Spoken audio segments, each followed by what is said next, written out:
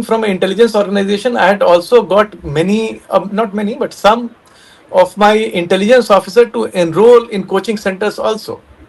And in the guise of a candidate, they would actually approach those sort of infamous coaching centers and ask them कि ये exam होने वाला है, अगर हमको मदद करा दो तो I am willing to pay whatever money is there, आप कैसे कराओगे, क्या कराओगे, just to get a sense कि ये क्या चल रहा है। जब पूरे मुल्क में नीट का एग्जाम लीक होने को लेकर हल्ला मचा हुआ है, हमने ये जानने की कोशिश की कि डोमेस्टिक इंटेलिजेंस एजेंसी यानी इंटेलिजेंस ब्यूरो अपने यहाँ जब रिक्रूटमेंट करती है तो क्या क्या सावधानी बरतती है जिससे कि कहीं उनका रिक्रूटमेंट एग्जाम लीक ना हो जाए।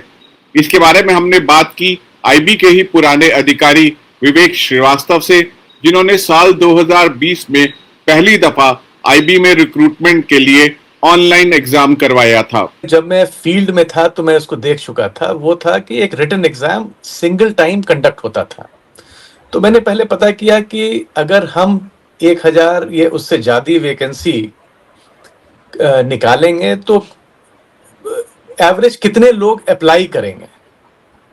तो लगा कि करीब करीब 10 लाख के ऊपर लोग अप्लाई करेंगे अगर 1000 पद को हम एडवर्टाइज करके मतलब भरने का निकालते हैं। तो दूसरा ये था कि उस समय तक जो हम लोग तो इसके जो हम लोग कर रहे थे तो उसके हिसाब से हमको इसके क्वेश्चंस जो हैं, बेसिकली ये आईबी का एग्जाम 3 चरणों में किया जाता है। पहला तो है जो सबसे महत्वपूर्ण है, जिसमें सबसे ज्यादा लोग रहते हैं, is a objective type exam. उसके बाद होता है एक रिटन एग्जाम जिसमें इंग्लिश राइटिंग स्किल्स देखा जाता है। Third is the interview level. तो मुझे लगा कि अगर हम पेपर पेंसिल एग्जाम कराएंगे, एक ही समय कंडक्ट करेंगे, तो इसमें बहुत सी खामियां आ सकती हैं। एक तो है कि ऑल्दो आईबी अपना क्वेश्चन पेपर खुद ही प्रिंट करता है तो चांसेस बहुत कम है कि लीक हो जाए, क्योंकि हमारा अपना ही प्रिंटिंग प्रेस है। लेकिन तभी भी संभावना तो है कि लीक हो सकती है, कमी हो तो भी सही। फिर वहां से उसको सील करके भेजना है हर सेंटर में, तो during transit there is chance कि वो लीक हो जाए। वो भी हम इंश्योर कर सकते हैं काफी अपने आदमी के साथ भेज के, लेकिन तभी भी थोड़ी पॉसिबिलिटी रहती है। फिर तीसरा है कि एग्जाम सेंटर में पहुंचा, फिर वहां पे क्या कंट्रोल है वो हमारा काफी वीक हो जाता है। जैसे मैंने कहा कि वो अब एक 100 सेंटर हैं, तो वहां पे जो प्रिंसिपल खोल रहा है, चाहे कंट्रोलर एग्जाम खोल रहा है, उसका क्या इंटीग्रिटी है, उसको कितने लोगों ने प्रलोभन दिया है, क्या दिया है, आपको तो पता नहीं चल पा रहा है। तो वहां से लीक होने की सबसे ज्यादा संभावना रहती है कि घंटों पहले खुल गया, पेपर आउट हो गया, क्योंकि आपको सेंटर में पहले भेज देना पड़ता है एग्जाम, चाहे उसी दिन सुबह में 2-3 घंटे पहले। फिर इसके ऊपर तो कोई कंट्रोल नहीं था, ये तो मैं देख ही चुका था कि पेपर डिस्ट्रीब्यूशन और जो समय जो दिया गया है उसको सॉल्व करने का, उसमें क्या है कि एग्जैक्ट टाइमिंग आप कभी नहीं कर सकते हैं। मान लीजिए आपको 2 घंटे का पेपर है 120 मिनट का, तो कहीं पे 130 मिनट लोग को मिल जाएगा, कभी पेपर लेते हुए 110 ही मिनट में पेपर खींच लिया जाएगा। तो इसके ऊपर तो काफी कम कंट्रोल हो पाता है। और इसमें जो था, जो चीटिंग होती है अगल बगल झांक के दूसरे का पेपर देख के, उसमें भी आपका कंट्रोल बहुत ही पुअर है। तो ये मेरा ये था कि तो फिर मैंने इसमें किया कि इसमें कैसे करें कि एक फुल प्रूफ सिस्टम रहे, जिसमें कि सभी मतलब जो कैंडिडेट हैं उनको इक्वल अपॉर्चुनिटी मिले in terms of place, in terms of time, environment. तो मुझे लगा कि ये जो है पेपर पेंसिल नहीं चल पाएगा। तो फिर मैंने इसका थोड़ा सा अध्ययन किया कि मैं क्या कर सकता हूँ। तो एक तो था कि इसको हम कंप्यूटर बेस्ड एग्जाम करें जो स्क्रीन पे आए, जिसमें कि उसमें तो इट इज वेरी इजीली कि हम सीक्वेंस ऑफ क्वेश्चंस चेंज कर सकते हैं, इंटरनल चॉइसेस का सीक्वेंस हम चेंज कर सकते हैं। तो उसमें और तीसरा क्या कि वो एक सही समय पे शुरू होगा और सही समय पे अंत होगा, तो सभी कैंडिडेट को इक्वल टाइम मिलेगा। और दूसरा कि उसमें आप अगल बगल झांक के नहीं दे सकते, क्योंकि sequence of questions will be different, sequence of choice भी उसमें डिफरेंट रहेगा। तो इतना तो इंश्योर कर सकते हैं। एक सीबीटी में जब आपने एग्जाम करवाने का फैसला किया, तो लेकिन उसमें एक मुद्दा ये हमेशा रहता है कि हमारे पास संसाधन बहुत कम है एक साथ, क्योंकि आप 10 लाख नंबर की बात कर रहे हैं जो कि छात्र देना चाहते थे, जो एग्जाम देना चाहते थे व्यक्ति। तो सीबीटी में क्या इतने सारे लोगों के एग्जाम देने की एक साथ व्यवस्था है या फिर उसके बाद आपने क्या कदम उठाए? जो इंडिया में कैपेसिटी है to simultaneously conduct a computer based exam, उस समय जो मैंने पता किया तो हिंदुस्तान में था कि बेसिकली 1.5 से 2 लाख एक समय पे कंप्यूटर बेस्ड एग्जाम आप ले सकते हैं। उससे ज्यादा लेने की क्षमता नहीं है हिंदुस्तान में, उस समय नहीं थे एटलीस्ट। जो मतलब जो सेंटर्स थे जिनके पास कंप्यूटर्स थे, तो अगर हमारे पास 10 लाख के ऊपर कैंडिडेट होंगे तो इसको मिनिमम मुझे करीब 7 से 10 बार राउंड में करना पड़ेगा। तो प्रश्न उपस्थित होता है कि अगर आप 10 डिफरेंट सेशंस में कर रहे हैं तो 10 डिफरेंट क्वेश्चन पेपर्स भी बनेंगे, क्योंकि वो एक बार तो क्वेश्चन पेपर जो आ गया वो तो फिर आउट हो गया है। तो फिर जैसे मैंने देखा कि दूसरे का किया कि जैसे जितने भी एग्जाम होते हैं विदेश में भी यहाँ, तो वो रिपीटेडली एग्जाम, जैसे गेट का एग्जाम है, जीआरई का एग्जाम है, तो वो तो वन टाइम एग्जाम होता नहीं है, world wide they keep on conducting. So there is एक सिस्टम है ऑफ स्टैंडर्डाइजेशन ऑफ मार्क्स। तो उसका there is a mathematical formula है जिसको हमने अध्ययन किया और देखा कि कौन सा रैशनलाइजेशन बेस्ट है। तो उसमें प्रिजम्पशन ये रहता है कि अगर काफी बड़ा सैंपल है एक बार का आपका 1 से 1.5 लाख का, तो जो एवरेज क्षमता है जो बच्चे उसमें बैठ रहे हैं उनकी क्षमता बराबर होगी हर सेशन में, मतलब हर उस बड़े सैंपल में दूसरे सैंपल में। ऐसा मतलब एक अगर हम प्रिज्यूम करेंगे तभी हम उसको रैशनलाइज करा पाएंगे, अगर नहीं प्रिज्यूम करेंगे तो थोड़ी दिक्कत है।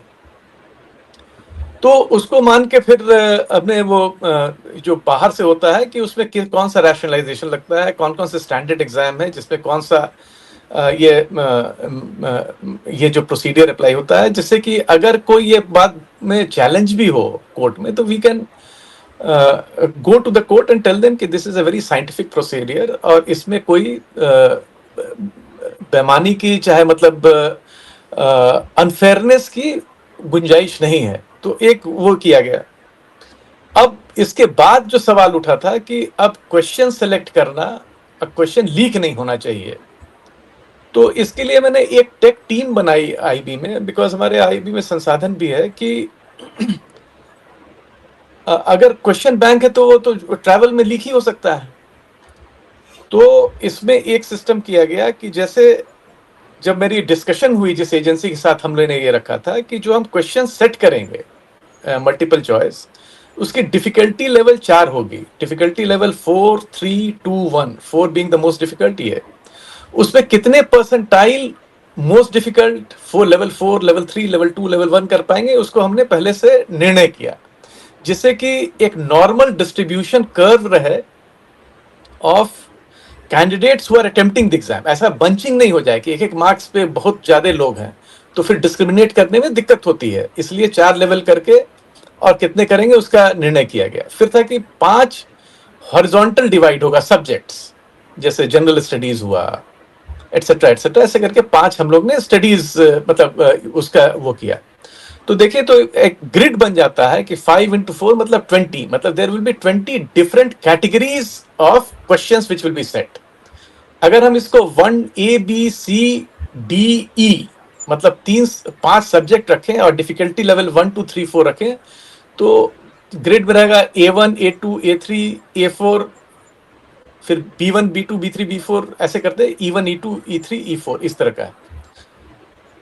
तो मैंने क्या किया कि इसमें करीब 20,000 क्वेश्चन टोटल सेट करवाए, जिसमें मतलब जैसे 20, तो 1,000 question from every grid sector उसमें सेट करवाए थे फ्रॉम डिफरेंट एग्जाम मतलब एग्जामिनर्स।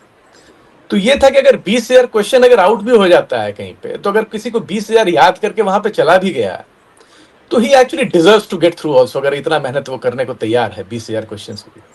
तो this was then stored in a centralised computer.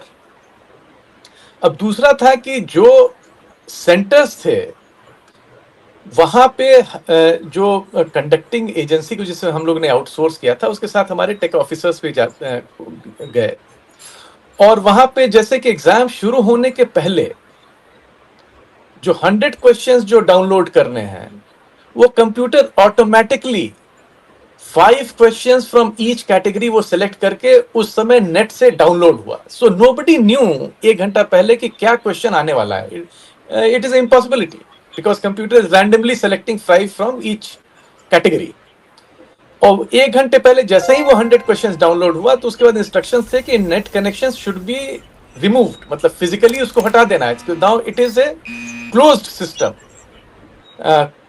जिसमें कि केवल हमारे लैन में जितने कंप्यूटर्स कनेक्टेड हैं, जिसमें एग्जाम कंडक्ट किया जाएगा, मान लीजिए कि उस सेंटर में अगर 500 विद्यार्थी हैं तो 500 कंप्यूटर, तो वो लैन ही में वो कंप्यूटर्स कनेक्टेड रहेंगे, वो नेट से कहीं कनेक्टेड नहीं।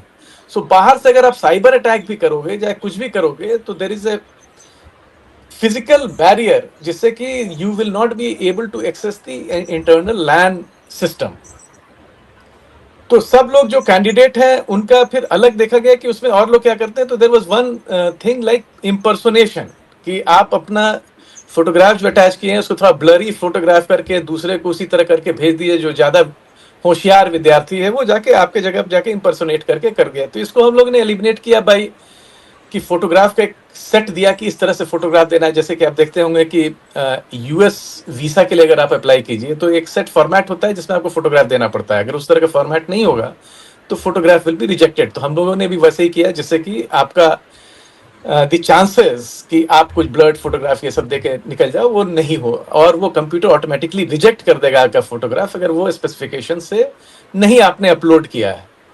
दूसरा, जैसे आधार कार्ड मैंडेटरी था, जिससे कि मतलब कि आइडेंटिफिकेशन ऑफ द पर्सन कि यही आदमी है जो कि मतलब कि आ रहा है। तो एक तो हम लोगों ने मतलब टेक्नोलॉजी को यूज करके ये ऑलमोस्ट इम्पॉसिबल कर दिया कि कोई इम्पर्सोनेशन हो पाए उस सेंटर में।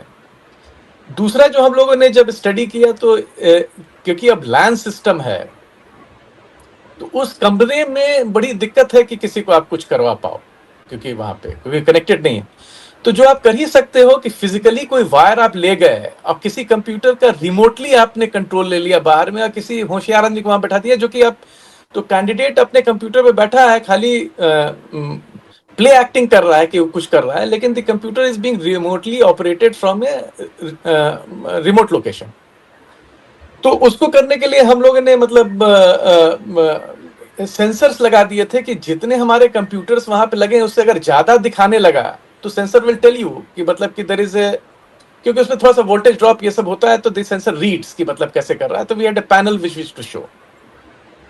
इसमें और मेथोडोलॉजी होती है कि अगर प्रेफर्ड कैंडिडेट है जिसने आपको सबवर्ट किया है तो उसका वहां पे आप सीसीटीवी जो है उसको खराब कर दोगे, चाहे उसको जानबूझ के उसका कंप्यूटर खराब कर दोगे तो ही विल से कि मेरा ये चल नहीं रहा है, तो आप उसको दूसरे जगह बैठाओगे।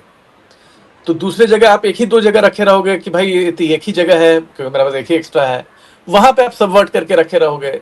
वहां का सीसीटीवी शायद खराब आप कर दोगे पहले से, जिससे कि कोई देख नहीं पाए। तो ये सब हम लोगों ने काफी अध्ययन किया था अपने टीम से कि क्या क्या हो सकता है। उसका एक लंबा सा एसओपी भी बनाया था कि कैसे टेक्निकली करना है और फिजिकली भी कैसे करना है, जो कि हर जगह जो हमारे सेंटर है तो वहां पे हमारी आईबी, हर स्टेट में हमारी आईबी सब्सिडियरी इंटेलिजेंस ब्यूरो है। तो दैट वे हम लोगों की थोड़ी आराम हो गया था कि we have a presence in every state. And उनको फिर वीडियो कॉन्फ्रेंसिंग में एवरीबडी वाज टोल्ड कि what are the technical loopholes जो हो सकता है, व्हाट आर द फिजिकली कैसे चोरी हो सकता है, क्या करना है। बहुत सारे एग्जामिनेशन सेंटर ऐसे होते हैं जो कोचिंग सेंटर है, उनकी रेपुटेशन जो है उसको लेके काफी सारे डाउट्स होते हैं। अगर तो उस अंदेशे को दूर करने के लिए आपने क्या कदम उठाए? देखिए, इसमें दो चीज हम लोग ने किया था कि एक तो हमारे पास पहले का भी डेटा था कि कैंडिडेट जब अप्लाई कर रहे हैं तो उनका रेसिडेंशियल एड्रेस क्या है, आप किस सेंटर से देना चाह रहे हैं। तो अगर आप उसको हम लोगों ने एनालाइज किया कि अगर कोई नॉर्मल एक्सपेक्टेशन है कि आपका रेसिडेंस जहां है उसके आप अगल बगल आप देना चाहोगे, आप दूसरे स्टेट में तो खास करके नहीं ही देना चाहोगे। लेकिन देखा गया कि बहुत से जो कैंडिडेट हैं वो नागालैंड जाने को इच्छुक हैं, मतलब रह रहे हैं राजस्थान में, हरियाणा में, लेकिन सेंटर दिया है नागालैंड, ले।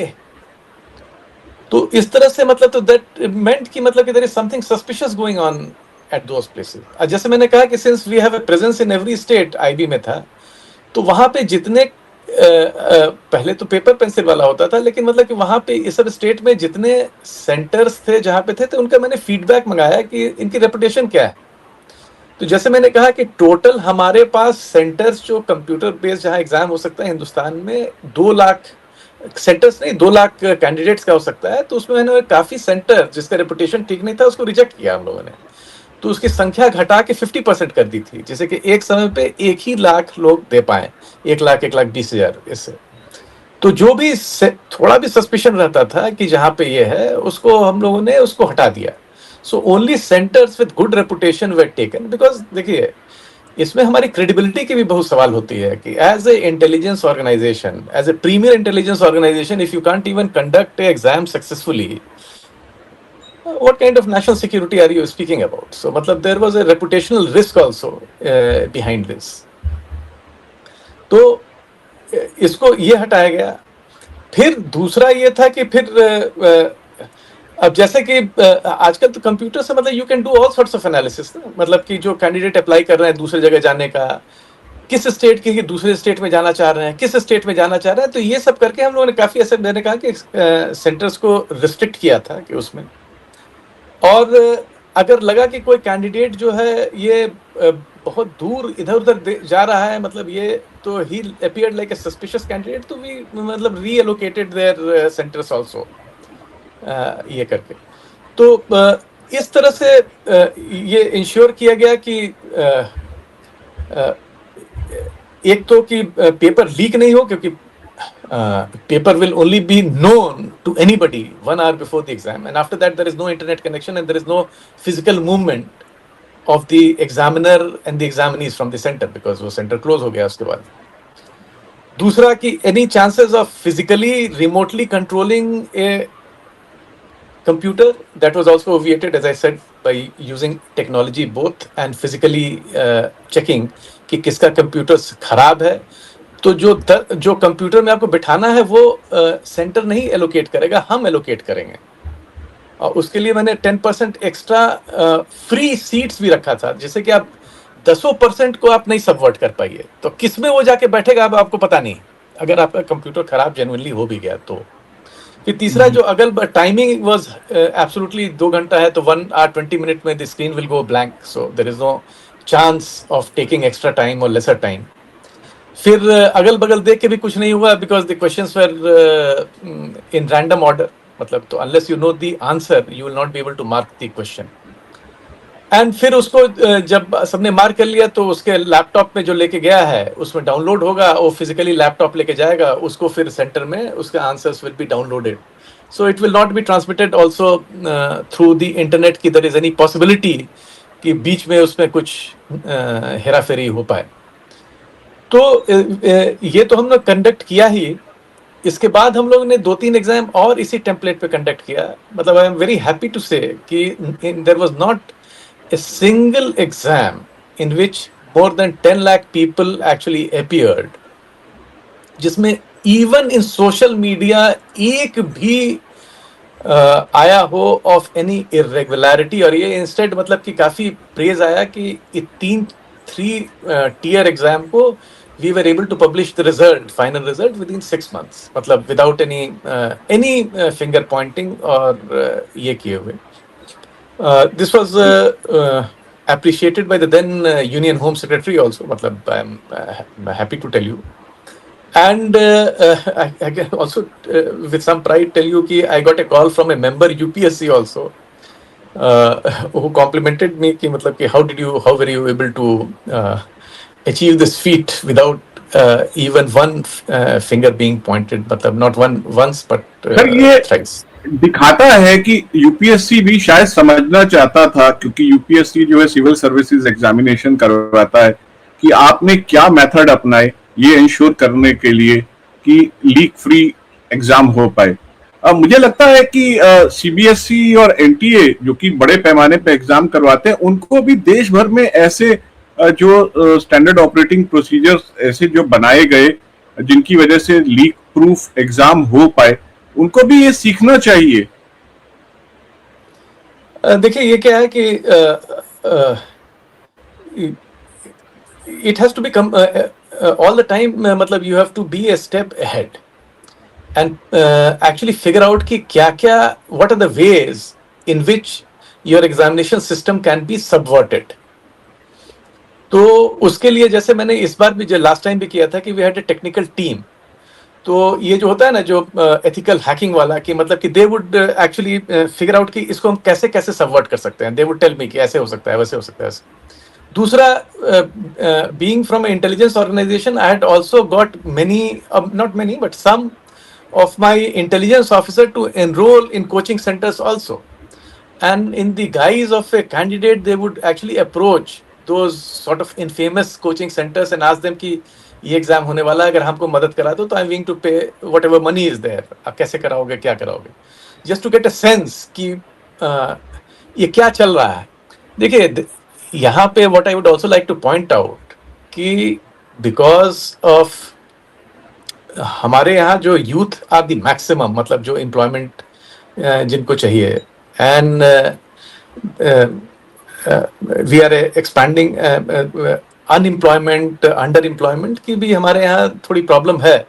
सो there is a huge pressure to get into a government job.